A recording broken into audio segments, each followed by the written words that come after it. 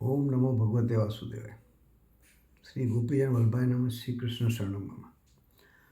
तो व्यास जी कहते हैं कि आज मेरे से मेरा बेटा बड़ा हुआ है, और सुखदेव जी कहते हैं आप भी मेरे पीछे पड़े हैं बेटा बेटा करके। उससे तो अच्छा है कि आप भगवान का नाम लेते, गोविंद का नाम लेते, तो शायद आपको गोविंद मिल जाते।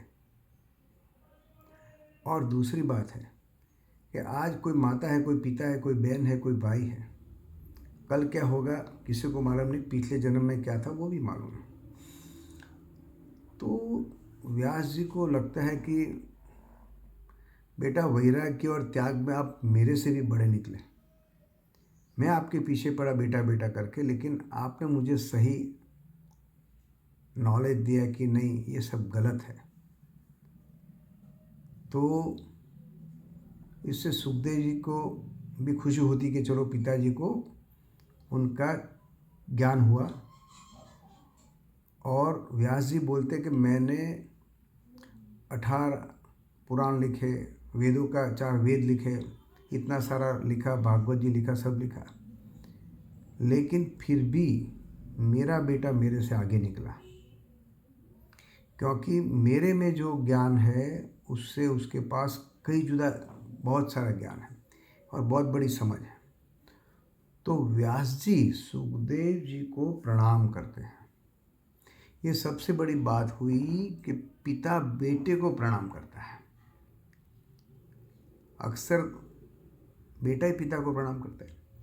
तो भारतीय संस्कृति का ये प्रमाण है कि यहाँ पे संबंधों का महत्व है, लेकिन उससे भी ज़्यादा ज्ञान, वैराग्य, नॉलेज और संस्कार, उसका बड़ा महत्व है। और सबसे बड़ी बात यह है कि पिता जब बेटे को प्रणाम करता है, इसका मतलब है कि बेटा पिता से भी एक लेवल ऊपर आ गया। यानी कि ये देश में वैल्यू किसकी है? नॉलेज की है, संस्कारों की है। ये हमारे लिए बहुत गर्व की बात है।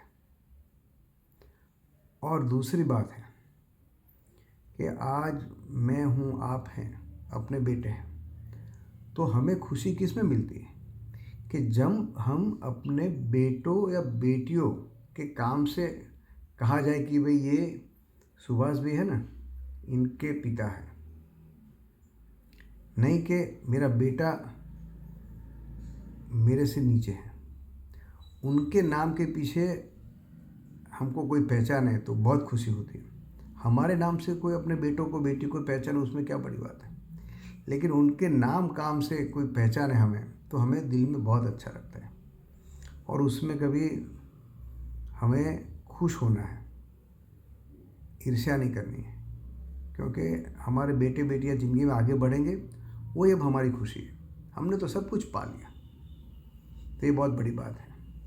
तो सुखदेव जी बहुत खुश होते हैं और फिर वापस जाते हैं। जय श्री कृष्ण।